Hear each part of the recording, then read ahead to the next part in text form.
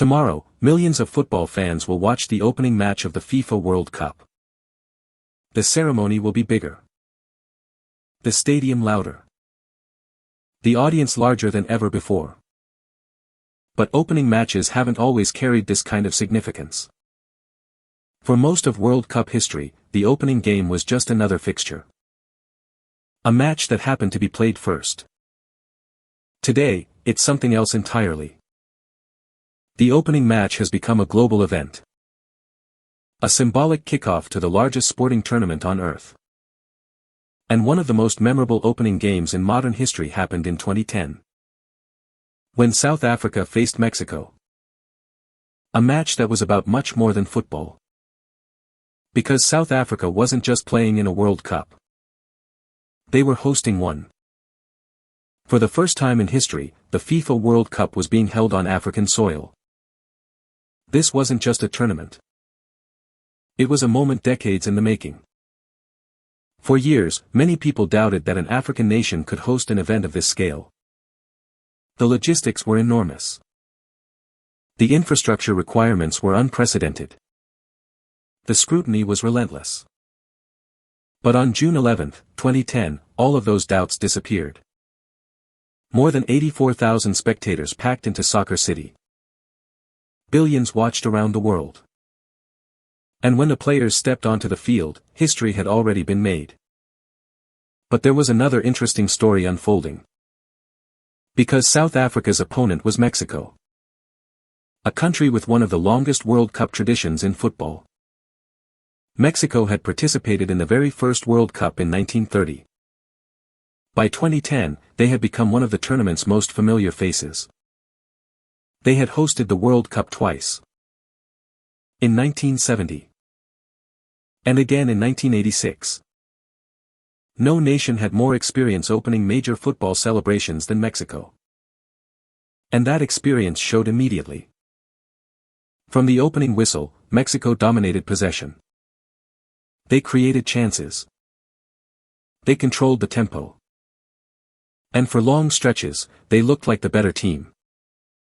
But World Cup opening matches have a strange history.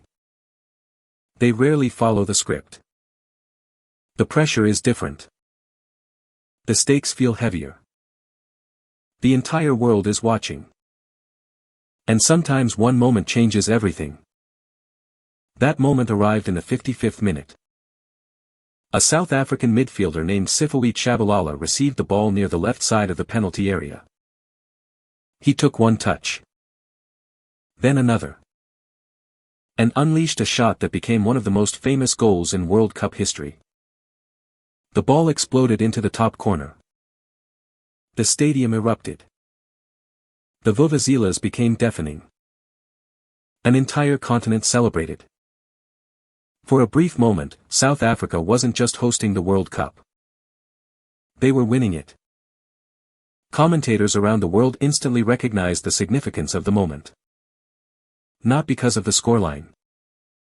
But because of what it represented. The first goal ever scored in a World Cup hosted by Africa. A goal that millions still remember more than the tournament's final. But football rarely allows fairy tales to last forever. In the 79th minute, Mexico responded. A precise move ended with Rafael Marquez finding the equalizer. The match finished 1-1. No winner. No dramatic ending.